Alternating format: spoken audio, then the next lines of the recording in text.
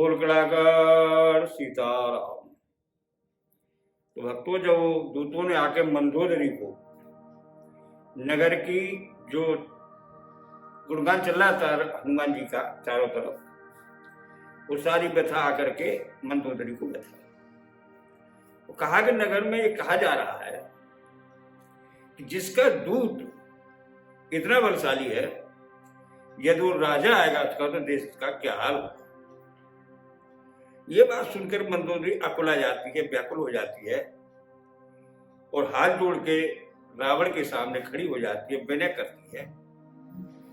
बड़े ही मीठे शब्दों में गिड़गिड़ाते हुए, चरणों में नजर रखते हुए मंदोदरी कहती है, प्राणनाथ, उस भगवान रूपी राम के विरोध त्याग दीजिए। कंत करत हर सन पर हरो, वो विष्णु का अवतार है, विष्णु हरे यानी विष्णु है, उससे अपना विरोध त्याग दीजिए और मेरा कहा हुआ मान लीजिए, इसमें ही तुम्हारा तुम्हारे देश का भला है। जिसके दूत का कर्म, जिसके दूत की करनी जो करके गया है लंका में, उसकी गर्जना से निशाचरों के गर्भ गिर गए हैं।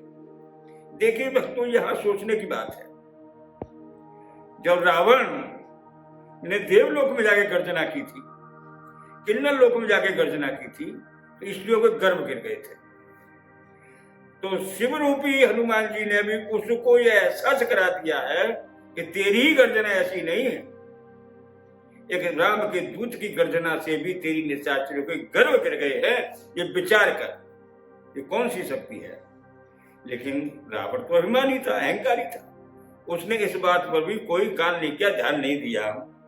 तास नारी सचिव बुलाई है प्राणनाथ, उसकी जिसके दूत की करनी ऐसी है कि जिसके हुंकार से, गर्जना से निशाचरों गर्भ गिर गए हैं, तो इसके लिए मेरा आशय यह है कि बुलाकर के अपने किसी मंत्री को, सचिव को, उसकी नारी को उसके पास पहुंचा दीजिए, या तुम अपनी भलाई चाहते हो तो।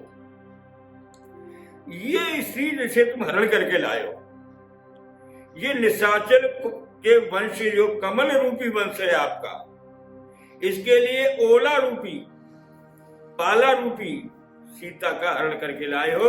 ये सीता राक्षस रूपी कमल के लिए पाला रूपी शीत के समान है। सीता शीत निशा समय आई, जैसे पाले की रात से कुमुदनी जड़ जाती है, ठीक उसी प्रकार से इसके आने से सारा वंश जल जाएगा। इस सीता के दिए बिना तुम्हारा कल्याण नहीं होगा। सुनो नाथ सीता बिन दीने, इतने तुम्हारे संवद कीने। जो शिवजी और ब्रह्मा जी ने तुम्हें वरदान दिए हैं, शिवजी और ब्रह्मा जी ने दोनों ने मिलकर जो तुम्हें वरदान दिए हैं, उन दोनों का वरदान भी यहाँ कोई काम नहीं आएगा, तुम्हारा भला नहीं हो सकता। जिस समय राम के बाण चलेंगे, जिसमें राम के बाण चलेंगे, उसमें तुम्हारे सारे राक्षसों का समूह मेढक के समान, उस काल रूपी सर्प के समान राम के चलने वाले बाण तुम्हारे मेढक समान रूपी तुम्हारे निशाचरों को सब खा जाएंगे, जला के नष्ट कर देंगे। जैसे सर्प मेढक को खा जाता है, उसी प्रकार से राम के बाण सर्प रूपी तुम्हारे निशाचर रूपी मेढकों को नष्ट कर डालेंगे। तो बस एक ही उपाय है, आप उस उपाय कर लीजिए कि सीता को किसी सचिव के साथ राम जी के पास पहुंचा दीजिए। जब रावण ने मंदोदरी की यह बात सुनी तो बड़ी जोर से अहंकार से हंसने लगा, और जोर से हंसा ठाका लगाकर, और बोला कि स्त्रियों का स्वभाव है, सभय स्वभाव नारी कर साचा। स्त्री भयभीत होती है, डरपोक होती है, सो तुम डर रही हो। मेरे मंगल के समय तुम्हारे हृदय में इतना भय आया कहां से। अरे मूर्ख मंदोदरी, तो सोच विचार कर, ये बंदरों का जितना समूह यहाँ आया है, उन्हें तो मेरे भूखे निशाचर खा जाएंगे। जितना भी बंदरों का समूह है, उन्हें तो ये सब के सब निशाचर भूखे बैठे खा जाएंगे। अरे जिसके हुंकार से तीनों लोग कांपते हैं, उसकी स्त्री इतना भयभीत हो, ये तो बड़े आश्चर्य की बात है। ये तो नहीं कांपना चाहिए। इस प्रकार से हंसते हुए मंदोदरी को अपने गले लगा लेता है और गले लगाकर पुचकार के समझाता है, अपने सभा को उठकर दरबार को चला जाता है। इसके बाद मंदोदरी के हृदय में चिंता हो जाती है। वो विचार करती है कि आज बुद्धि इनकी फिर गई है, वो भगवान इनके विधाता इनसे रूठ गए हैं, इनका अंत समय आ गया है। तो यहां ऐसा भी लिखते हैं वाल्मीकि कि मंदोदरी यहां से सीधे रावण को चला जाता है सभा को, और मंदोदरी वहां से पहुंच जाते हैं पिता मैदानव के पास, और जाके पिता से गड़गड़ा के रोने लगती है। कहती पिताजी मेरा जो सुहाग की रक्षा कीजिए, रक्षा कीजिए।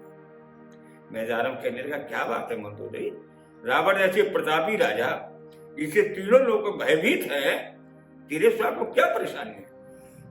मंदोदरी सारा वृतांत लंका का अपने पिता मैदानव को बताती है। मैदानव शिव जी का परम भक्त था और तांत्रिक क्रिया का सबसे बड़ा भक्त था पूरे संसार में। मैदानव शिव जी का परम प्रिय भक्त था, सारी तांत्रिक क्रिया उसके पास।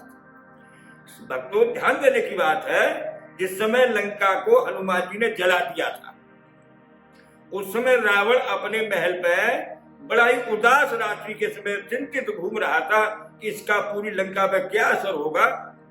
सारी लंका जल गई, पूरा दरबार बैठा रहा, एक बंदर को हम नहीं पकड़ पाए, इसका विपरीत असर लंका के जनवासियों पर पड़ेगा, तो क्या कहेंगे? उसी समय मैदानव में प्रकट होता है, कहता है अरे क्या बात है, किस चिंता में हो? तो रावण क्रोध करके कहता है तुम मेरा उपवास उड़ा रहे हो, तो पता नहीं क्या हुआ, सारी लंका का हाल देखो क्या हुआ है। मैदानव कहते चिंता मत करो, उसी क्षण में मैं पहले से भी अच्छी लंका तैयार कर दूंगा। तो मैदान में अपनी क्रिया से, अपनी माया से, पहले तो सोने की लंका थी, फिर मणियां जड़ करके लंका को वैसे भी सुंदर बना दिया। कुछ ही क्षणों में जब लंका पहले से भी सुंदर बन जाती है तो रावण बड़ा प्रसन्न होता है, बोले अब पूरी लंका में मेरा प्रभाव होगा कि राम हनुमान लंका जला गया तो क्या हुआ, अब तो बहुत सुंदर लंका पहले से भी सुंदर होगी। पहले तो मात्र सोने की थी, अब तो उसमें मणियां भी जड़ी हुई हैं, स्वयं प्रकाशित है।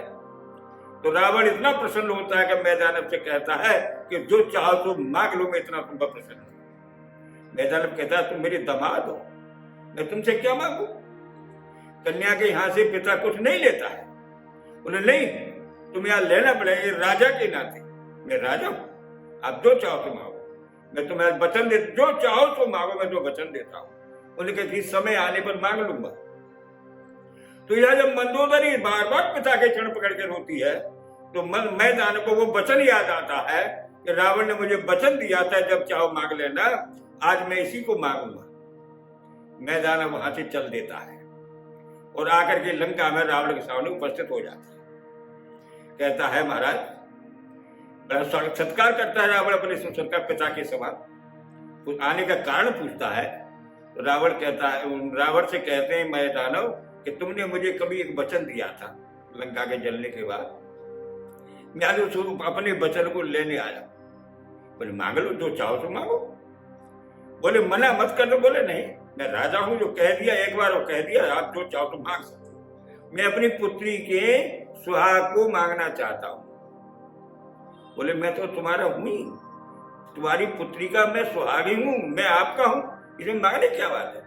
बोले कि उसके मेरी पुत्री के सुहाग पर आज अंत होने का समय आ गया है, आप इस युद्ध को टाल दीजिए, सीता को वापस कीजिए, जिससे मेरी पुत्री विधवा न हो। अब तो बहुत क्रोधित होता है रावण। बोले आपकी पुत्री का आपने दान कर दिया, उसकी रक्षा करने का दायित्व मेरा है, आपका नहीं। ये मुझे सोचना है, आप इस और कुछ जो चाहो तो मांग सकते हो। मैदानव बहुत खुशामद करता है, लेकिन रावण नहीं मानता है, नहीं मानता है। मैदानव वहां से वापस चला जाता है। इधर जाके सभा में बैठ जाता है रावण और सबसे पूछता है भाई क्या करना चाहिए? ये सेना राम की उस दरबार सिंध के दूसरे किनारे पर आ गई है, अब हमें क्या करना चाहिए? पूरे दरबारी बड़े हंसते हैं, जोर से कहते हैं ये भी कोई पूछने की बात है? अरे जिते सुराचर तब श्रम नाई निर्वानर के लेखे माही, जब तीनों लोगों को, देवताओं को, असुरों को, नागों, किन्नर, गंधर्व, यक्षों को हमने जीता है, ये बानर भालू क्या बेचते हैं, ये क्या मायने रखते हैं, ये तो किसी लेख में नहीं आते, आप इनके लिए भयभीत हैं। तो उन्हीं का पुत्र एक प्रहस्त है, वो उठ के खड़ा होता है और कहता है, सचिव वैद्य गुरु तीन जो प्रिय बोले व्यास, राज धर्म तन तीन जो होए बेगी नाश।